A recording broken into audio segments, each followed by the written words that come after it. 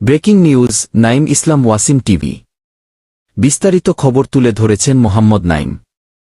আজ বাংলাদেশ জামায়াতে ইসলামী একটি জাঁকজমকপূর্ণ ঈদ পুনর্মিলন অনুষ্ঠানের আয়োজন করে, যেখানে বিশেষ নেতৃবৃন্দ ও পদস্থ ব্যক্তিরা অংশগ্রহণ করেন। অনুষ্ঠানের প্রধান অতিথি ছিলেন মাওলানা আব্দুল জব্বর। তিনি কর্মী, ভোটার ও সমর্থকদের নিয়ে এক বিশাল সমাবেশে আহ্বান জানান, যেখানে জুলাই যুদ্ধ নিয়ে আলোচনা করা হয়।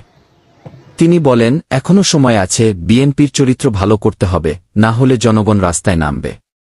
জনগণের পাশে আছেন, তাই সবাই সমর্থন করবেন। জনগণের পাশে আছে নাইম ইসলাম ওয়াসিম টিভি, তাই আপনারা সকলে সাপোর্ট করেন। যদি ইসলাম বিজয়ী হয় তাহলে বারবার আর জুলাই ঘটবে না, কারণ এদেশে ইনসাফ প্রতিষ্ঠা হলে, কোরআনের আইনের পক্ষে যদি রাষ্ট্র প্রতিষ্ঠিত হয়, এখানে আর কোনো ধরনের বৈষম্য থাকবে না ইনশাআল্লাহ। সে ধরনের আগামী নতুন সমাজে নির্মাণের প্রত্যয়